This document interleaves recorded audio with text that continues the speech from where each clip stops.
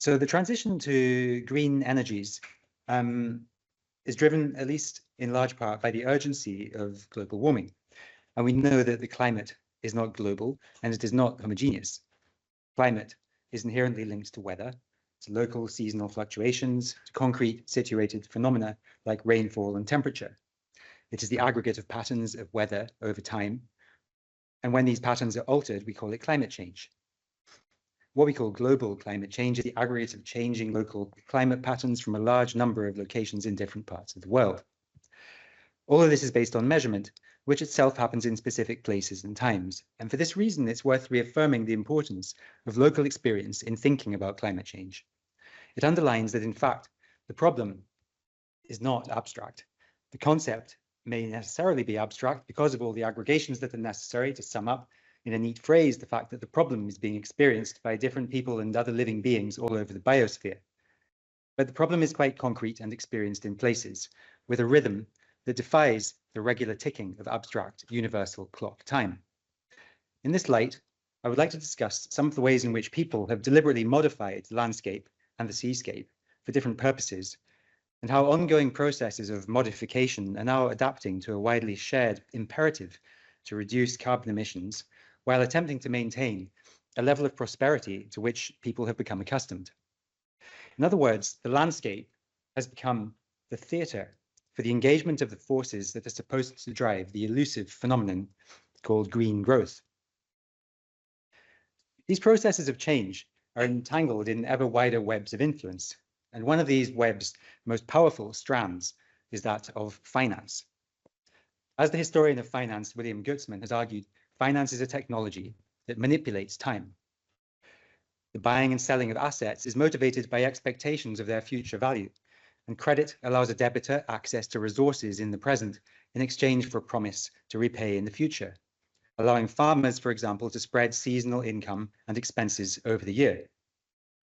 Of course, Gutzman is referring to clock time, not the temporality of natural cycles, but nevertheless, finance, like bureaucracy, although its operations take place in the abstract realm that seems to transcend the messy interactions of localized ecological, social, and cultural processes, it actually seeks to have material effects upon these processes. And indeed, both financial investment and bureaucratic processes do have material effects. What the anthropologists James Carrier and Daniel Miller called virtualism is not just the increasing abstraction of economic calculations, but more importantly, it is the increasing determination of everyday social processes by these calculations.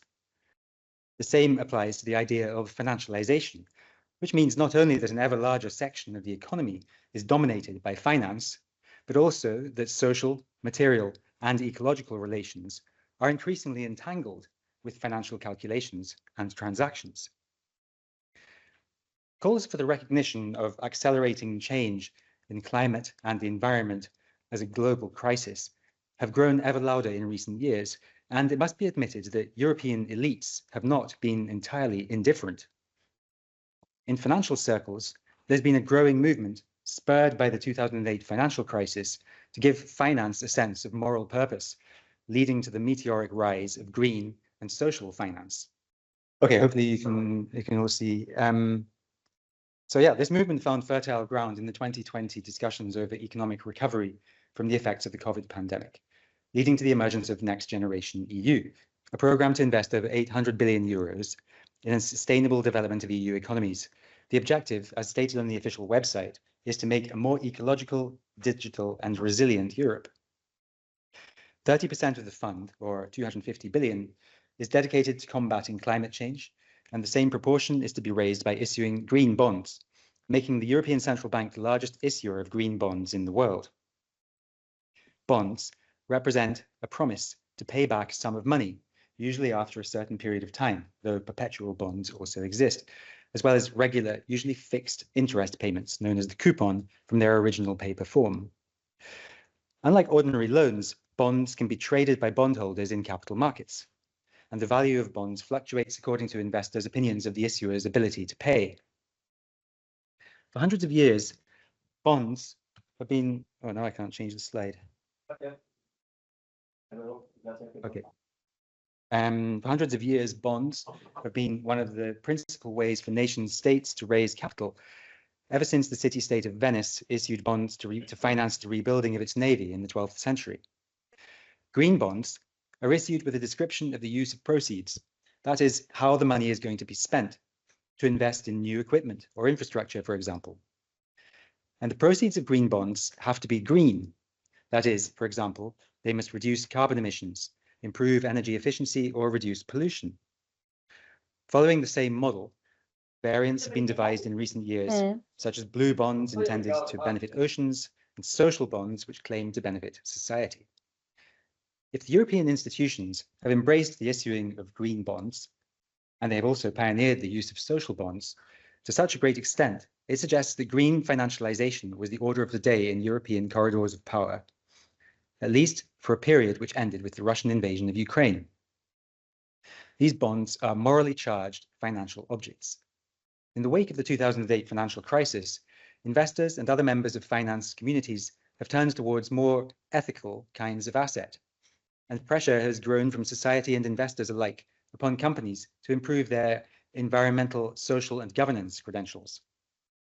As Stefan Leins has put it, ESG investing became, for fund managers, and I quote, a technique for harmonizing the ethical order of the market based on the ideal of optimizing financial gains with the ethical order of society based on moral concerns about the consequences of such optimization. And this harmonizing endeavor, as Leins calls it, seeking to align the ideal of efficient markets with emergent societal norms of sustainability, is supported on both sides of the revolving door between the worlds of finance and the European institutions. We can think about the transactional and structural qualities of bonds with some help from anthropological theory.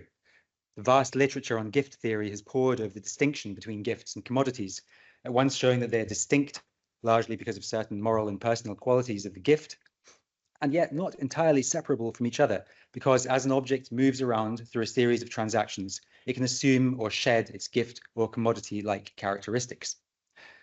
Now, bonds, as the name suggests, always tied issuers and investors together. Their fates become entwined as estimates of the issuer's creditworthiness fluctuate, and the borrower's creditworthiness is a moral quality, as Max Weber underlined, following Benjamin Franklin. Green bonds add a new dimension to this moral infusion of the bond. If the rise of neoliberalism in the 1980s enacted the idea of the market as a moral force in its own right, enshrining Mandeville's and Smith's economics into the phrase, greed is good, now this has been complemented and complicated, although certainly not replaced, by the idea that green is good. However, behind this, and helping to reconcile these two articles of faith, lurks the belief that green is also profitable. Indeed, in the long run, growth must be green. And for the sake of avoiding market and societal collapse, green must also mean growth. While scholars have been increasingly critical of the ideology of green growth, finance practitioners have debated whether long-term profitability and growth depend upon the sustainability of underlying assets, or whether short-term profitability should be sacrificed for the greater good of the environment and the climate. Even morality of finance is thus a question of commitments to different time frames in relation to situated earthbound processes. So how do we get from green bonds back to local landscapes? Each EU member state has to produce a National Recovery and Resilience Plan, an NRRP.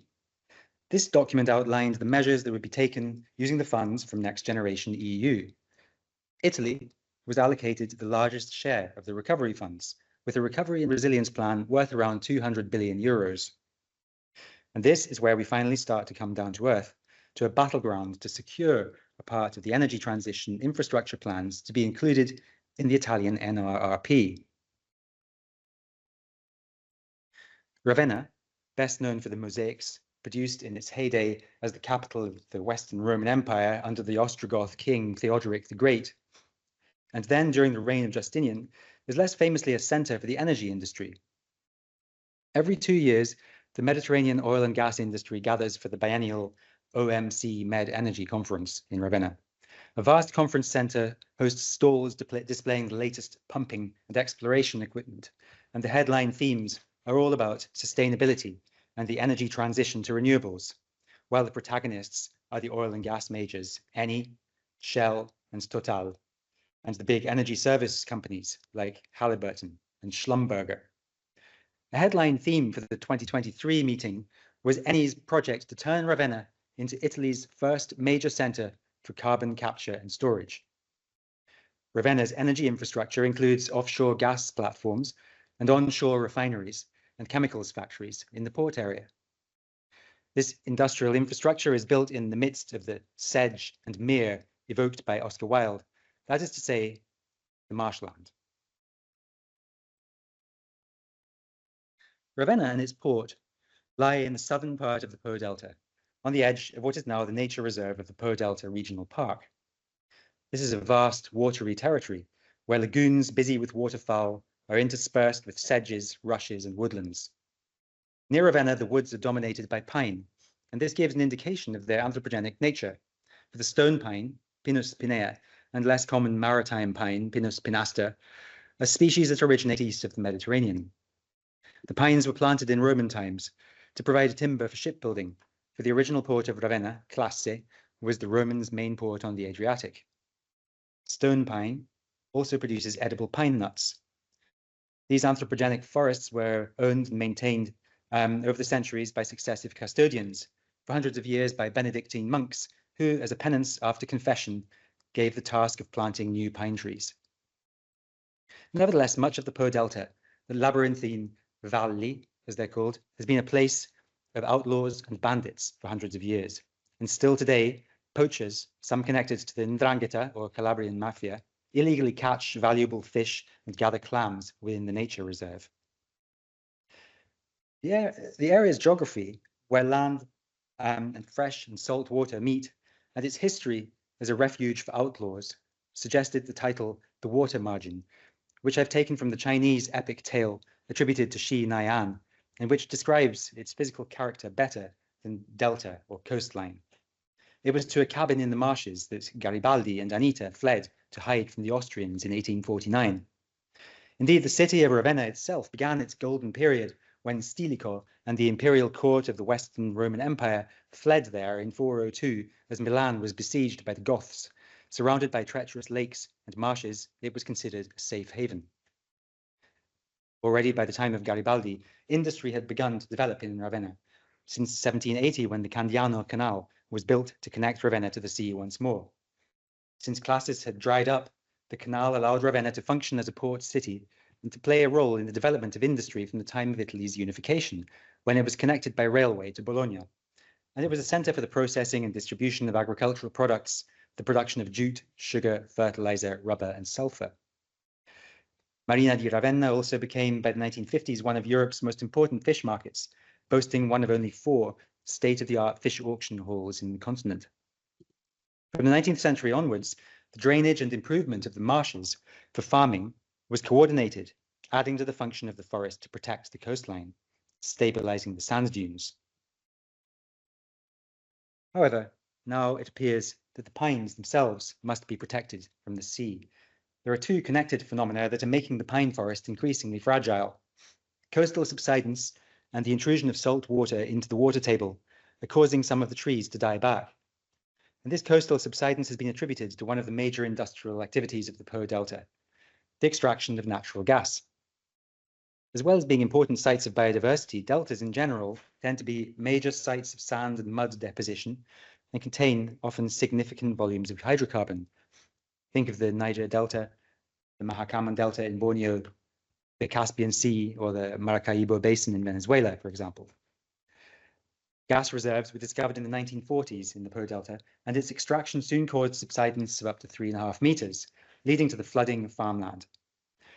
Off the coast of Ravenna, the first gas platforms were created in the 1960s, and still in 2016 they provided 6,000 jobs. The Riviera of Ravenna, from Ravenna to Rimini, one of the most important centers of beach tourism in Italy, and the subsidence of the subsoil and the subsidence of the subsoil is contributing to the erosion of the beaches, and yet even the tourism industry shows little opposition to the platforms, which themselves have even become a tourist attraction in their own right. Boat trips can be enjoyed with sparkling wine and fresh fish to view the platforms and the dolphins that swim around them. The fishing community itself supports the platforms because Ravenna's 2 fishing cooperatives have contracts with Eni to clean the underwater structures. This allows them to harvest the wild mussels that grow there. These mussels are said to be superior to those farmed on ropes. Being harvested by hand, they arrive at market much fresher than farmed mussels, which have to go through a series of automated processes and which are said to stress them. The seabed of the Western Adriatic, close to the Po Delta, is composed of sand and mud, and mussels need hard reefs to attach themselves to. The platforms not only function as artificial reefs, but also allow the mussels to grow at different depths so that they can flourish where the conditions are optimal. Marketed as a pearl of the Adriatic, they are harvested at a depth of 10 to 12 meters from April to September, and in late June, they're celebrated with their own festival. Opponents of the gas platforms, notably the environmental organization Greenpeace, have argued that the mussels of Ravenna may be polluted. But the evidence is inconclusive, it seems, despite the fact that bivalves like mussels tend to absorb environmental toxicity, and testing provides a good index of local pollution in general. Moreover, fishers say that any significant pollution is more likely to come from the agricultural runoff that's swept out to sea by the Po River, which includes substances like the ammonium nitrate that is produced in Ravenna's industrial zone. Indeed, the gas platforms are just a small part of Ravenna's industrial infrastructure. During the post-war years, a vast complex of refineries and chemical plants was created, helping to drive the rapid economic growth that is known as the economic miracle. Anic, or the Gigante di Ravenna, the giant of Ravenna, one of Europe's largest petrochemical complexes, was built with extraordinary speed in only 2 years and powered by the methane gas that emerged from the surrounding wetlands and offshore. This really marked the creation of Eni, which was a new entity to replace the fascist national oil company Agip after the war. And this marks a new era of myth-making, which I want to illustrate, if it works, with this video. It celebrates Gigante di Ravenna. See if it works with this link. So I'll just play a couple of minutes of this video so you can get an idea of the sort of venne inaugurata a 4 chilometri da Ravenna una città del lavoro che occupa un'area di circa 200 ettari.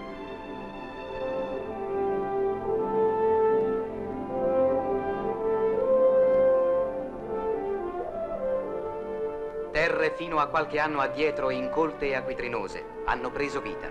Ospitano uno dei più moderni complessi industriali che oggi vanti l'Europa.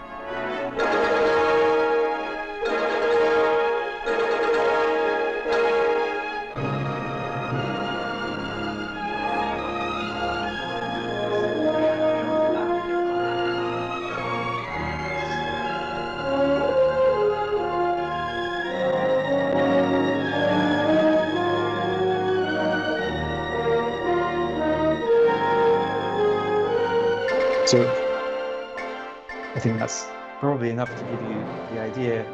It's really I think the music that sets the tone most with this, which is really sort of celebrating this kind of emblem of the economic miracle, as it's called. Right, so as I was saying, this construction of the Gigante di Ravenna marks a new era of myth-making, which hopefully this video gives you a little bit of a feel for. Again, another illustration of it is when the sculptor Luigi Brogini designed the logo for Agip in 1944. His 6-legged fire-breathing dog was inspired by the legend of Tarantasio, the dragon that was said to dwell in the Po Basin, which was believed to be responsible for the sulfurous gases that bubbled up from the methane deposits below. The Gigante di Ravenna was the project of Enrico Mattei, who was the founder of Eni, who was credited with preventing the takeover of Agip by the USA in the post-war years, and who died in a plane crash in 1962 which a court ruled in 2012 after half a century of speculation was actually caused by a deliberate attack.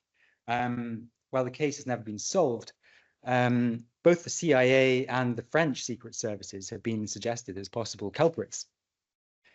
Pier Paolo Pasolini, the film director and author, was working on a book entitled Petroleum, when he too was murdered in 1975.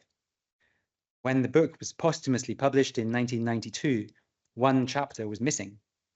Referred to as Appunto 21, note 21, it was supposedly stolen from Pasolini's office 3 days before his death, and its contents are rumored to point to Eugenio Shellfish, who was Mattei's successor at Eni, as responsible for his death.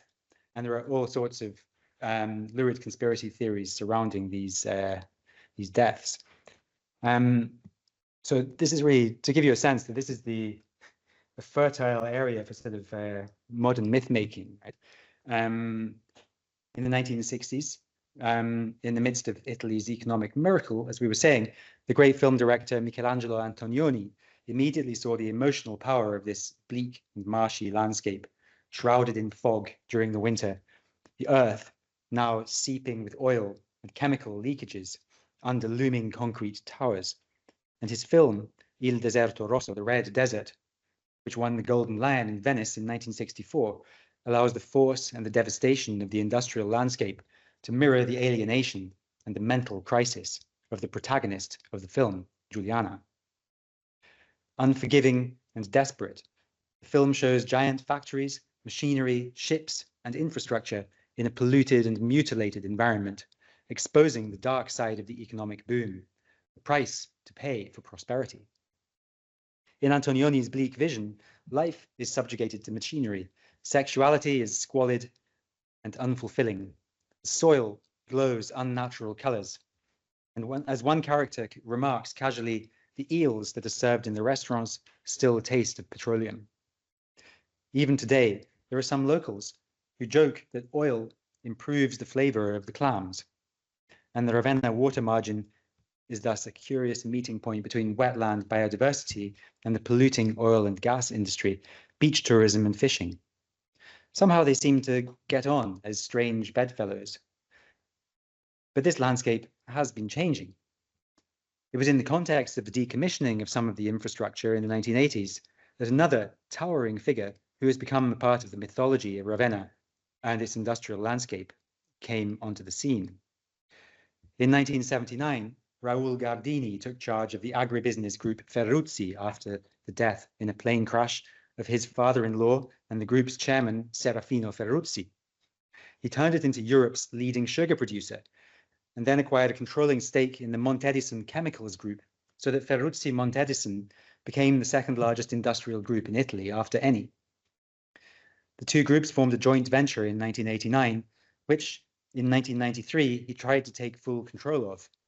Then, in the midst of the Tangentopoli corruption scandal, which brought to light a system of bribery and embezzlement involving businessmen and politicians said to have originated with Enrico Mattei, he committed suicide in circumstances which remain mysterious to this day.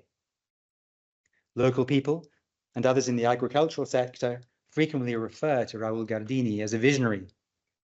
An acquaintance of mine, an elderly builder and farmer, recalls how he used to go game shooting with Gardini, and like many others, he remembers him as down-to-earth, affable, and yet, partly because of this, given his wealth, exceptional. There is some evidence that he was a pioneer in what is now called the green economy. Using agricultural waste as primary material, his companies started producing fuel, plastic, ink, and detergent. Only in the last few years, Mater B has become the leading material for biodegradable plastic bags in Italy. Ferruzzi was the first corporation in the world to record its own CO2 emissions 5 years before the Kyoto Protocol was signed.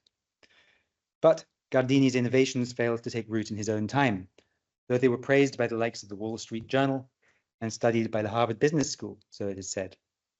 Indeed, he wrote about green chemistry 4 years before the term was coined at Yale by Paul Anastas. As the anthropologist Maya Petrovich Steger has noted, people get described as visionaries after history has proven them to be ahead of their time. Admirers of Raul Gardini have portrayed him this way, and it is only in the last few years that he has gradually been accorded the kind of legendary status that he now has in Ravenna, arguably that of a secular saint. One of his relics, his racing yacht, the Moro di Venezia, which won the 1992 Louis Vuitton Cup, part of the America's Cup, stands on permanent display as a monument at the head of the Candiano Canal, the centerpiece of the Darsena urban regeneration project. Much of the industrial infrastructure close to the city of Ravenna, decommissioned in the 1980s, is slowly being reclaimed, though partly by plants growing up out of the decay, partly by urban redesign in this Darsena regeneration project, and partly through Eni's own rewind program, as they call it, which is supposed to fulfill Eni's contractual obligations to return the environment to its former state when they finish their operations. In the heart of Darsena, which I should explain is the head of the canal, which has been deindustrialized, and all of the industry is concentrated slightly further down the canal towards the sea. In the heart of the Darsena, at the head of the Cambiano Canal, photographs by Silvia Camporesi depicted the disused Sarom oil refinery, a short walk further down the canal where Eni has put in place a program of phytobonificazione, or phytoremediation, using specific plant species and microorganisms to slowly reduce the concentration of heavy metals and toxins in the soil. The refinery, almost across the road from the OMC Energy Conference location, is undergoing a process of post-industrial regeneration, where the resurgence of plant life is supposedly allowed to play its part. But in the context of gradual industrial decline, urban regeneration is not enough of a driver of growth to address the chronic problems of a huge national budget deficit and unemployment, much less to address climate change. A few small voices suggest green jobs may hold this promise. For some years, a locally based green energy company called Quintex has been working with Saipem, an engineering and services company well established in the oil and gas sector, to form a consortium to build a large offshore wind and solar farm off the Ravenna coast. This consortium had first attempted to build its energy park further south near Rimini, but the fishing community raised loud protests because they rely on trawlers whose fishing grounds would be limited by the energy infrastructure. Ravenna's fishers have welcomed the project because more platforms for the wind turbines means more artificial reefs for the mussels to grow on. And this is where we come back to the European Green Bond Programme. The first NextGenerationEU Green Bond was issued in October 2021, and it was the largest ever green bond at the time. It was 11 times oversubscribed with an order book of 135 billion euros. The proceeds have to be used for green investments in the recovery and resilience plans of member states. These recovery and resilience plans are supposed to start following at least some of the elements of the new EU taxonomy on sustainable investing. This taxonomy was much awaited and feverishly discussed in financial circles. Green and social investment were mainly developed by the financial industry itself, partly to improve the dismal image of the industry that resulted from the 2008 financial crisis, and partly, some say, out of concern among some financial actors themselves to put their much mythologized talents and the power of financial instruments to better use than just maximizing profit. But the same financial industry, together with organizations like the NGO Climate Bonds and the International Capital Markets Association, have been calling for regulation and standardization.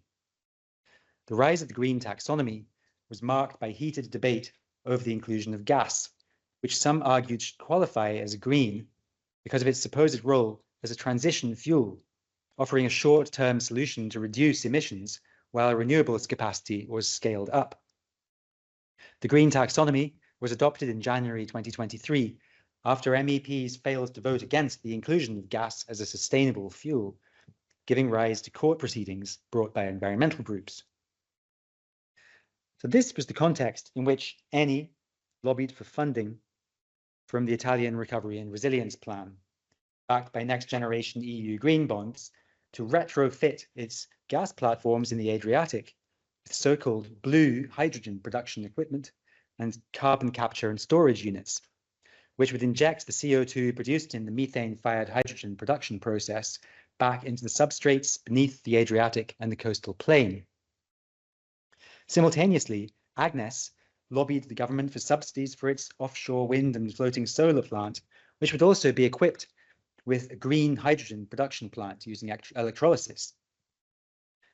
After months of negotiation and speculation, Eni failed to secure the funding.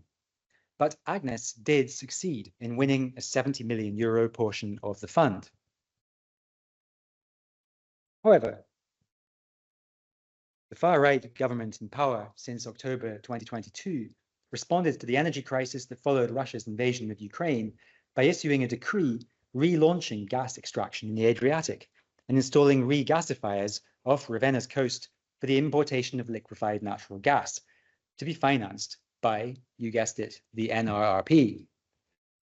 The government's charismatically publicized Plan Mattei, evoking the much mythologized Enrico Mattei once again, aims to make Italy the main gas hub of all of Europe. The Ravenna Port Authority rapidly received an order from the Ministry of Infrastructure to authorize the building of the energy hub in its waters, and the Italian energy infrastructure and distribution giant Snam cut a 60-meter wide and 30-kilometer long trench through the farmland to connect the hub to the national network. By April 2025, the hub was operational. And meanwhile, the Agnes floating wind and solar project is still mired in bureaucratic obstacles created by a government unwilling to invest in renewable energy sources. So what I've been trying to offer you so far is a narrative which complicates the usual stories of global climate change and of rival forces of tradition and modernity, green futures and incumbent polluting fossil fuel companies, private and public interests. It's very difficult, perhaps impossible, to tell a story without resorting to some level of reductionism. And it's also impossible for a new business venture like Agnes to raise capital without resorting to the reductionism and abstraction that allows global finance to function. The bureaucracy of national regulatory approval is entangled with both the calculations of globalized financial markets and the earthbound interdependencies of decaying infrastructures and resurgent plant and microbe life, offshore platforms and prized seafood, subsoil hydrocarbon reserves, majestic fragile pines, and popular beaches. Casper Brun Jensen and Atsuro Morita have argued that infrastructures can integrate disjunctive elements and spin out new relations between them, giving rise to materialized ontologies that shape culture, society, and politics. Yet, their argument can easily be inverted by attending to the ways in which social, political, and even interspecies relations produce or modify or adapt infrastructures themselves. The mythologies surrounding figures like Mattei and Gardini hang over the industrial and post-industrial landscape of Ravenna, invoked as patriarchal icons by the factions in business and government seeking to push divergent agendas. The interactions of gases, mussels, pines, politicians, green bonds, and industrialists conspire in processes of growth, both economic growth desired by the global imagination of economists and technocrats, and the biological growth of resurgent life, the expansive forces of gases bubbling to the surface, the Ghibli and the Bora winds of the Adriatic, and the sun, which is the ultimate source of all these forms of energy.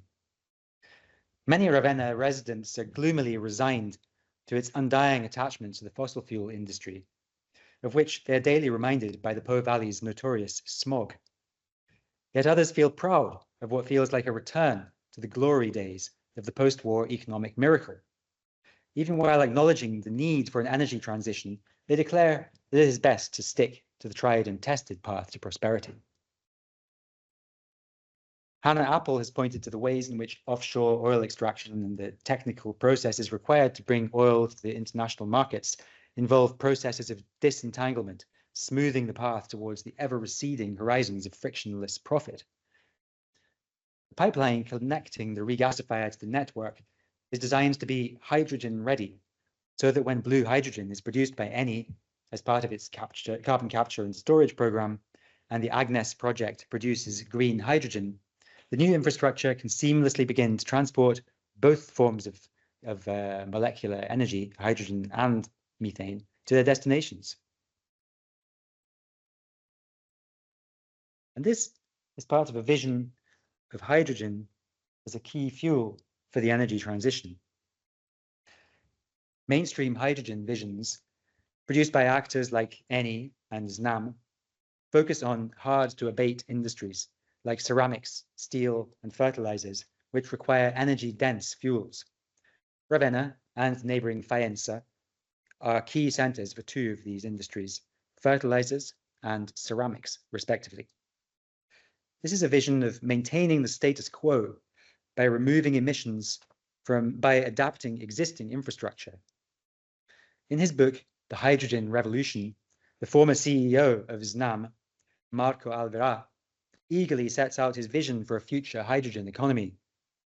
Distinguishing energy-dense molecular fuels like fossil fuels and hydrogen from the lower energy density electrons, the lower energy density provided by electrons, he enthuses about a future in which hydrogen can provide the molecules needed to fill the gaps in a future zero-carbon energy system.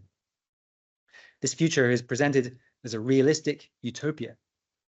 All the good things about the world we know without carbon emissions. But it is a vision for business as usual. Society does not need to change, and the incumbent energy producers can continue to benefit. This technocratic utopia leaves out the forms of life that depend upon infrastructures and the spaces between. The local picture of Ravenna suggests complex entanglements with local flora and fauna and people, with a mixture of interdependent industries on different scales. These entanglements seem as likely to continue, as does the reproduction of social inequalities, reinforced by the changing energy economy due to the incumbency effect, as established energy companies in the fossil fuel industry seek to control the energy transition. The importance of this can be seen in light of Timothy Mitchell's seminal Carbon Democracy, which showed how the materiality of coal and its supply chains helped workers to obtain democratic rights, and how those of oil helped to undermine them or to prevent their emergence. In an interview with Imre Zeman and Caleb Wellham, Mitchell has questioned the notion that a turn to decentralized renewable energy systems might lead to greater democracy. Worse, the role of legacy industries in developing the new hydrogen economy suggests that the energy transition will not even be very decentralized. If Mitchell associates the oil economy with the idea of unlimited growth, the hype around hydrogen seems to offer to perpetuate this idea beyond the age of oil. And this brings us to another of Mitchell's arguments. Oil is connected to the rise of corporations and the emphasis on shareholder value, and the prices of shares depend on estimates of future income. The oil and gas sector's interest in hydrogen is focused on future income rather than benefits to society. Today, fishermen on the Ravenna coast say that the winters are less cold, the fog is less thick than it used to be, and the mussels no longer grow as copiously as they once did, let alone the clams, which are the focus of an important industry which is now being devoured by a voracious newcomer, the invasive blue crab, Calinectes sapidus. Yet, the pensioners who fish with rods near the head of the Candiano Canal tell me that the water is clean now that the ships don't come up so far, and the mullet, cephalo, Mugil cephalus, that they catch there is excellent, although I wouldn't eat it myself. As we've seen, energy supply has become a critical political issue. Eni has secured permits to renew and step up its gas extraction in the Adriatic with or without carbon capture and storage. And Ravenna's gas storage infrastructure makes it the main hub for imported liquefied natural gas for the sake of energy security. And this brings us face to face with the sobering extent of the problem of scale that exists at the interface between local environmental experience and the higher order problem of climate change. What seems like a gargantuan war chest to combat climate change, the hundreds of billions of euros of NextGenerationEU, turns out to be a drop in the ocean. 70 million euros is loose change compared to the sum that would be needed to replace all the oil and gas infrastructure in the Ravenna area with renewable infrastructure. It has symbolic value, but it will only slightly speed up a transition. The multiplicity of local environmental problems, subsidence, drought, fish stock depletion, and so on, will be unaffected. The effects of climate change are felt more keenly elsewhere, and the coastal subsidence and sea level rise that must surely worsen before long are given scarce attention. Some local phenomena are parasitic on infrastructure that is generated by higher order forces, like mussels gathering on the platforms of national oil and gas companies, for example. And here I use the term parasite in the neutral, even positive sense suggested by Michel Serres. Sometimes these are non-scalable phenomena. You cannot easily scale up the practice of diving for wild mussels. Most of us are parasites on an economic system that is the product of globalizing technocratic imaginaries and extractive histories as we go about our daily lives. The question, if we think about relations between scales in this way, is how a parasite can go about transforming its host. Thank you.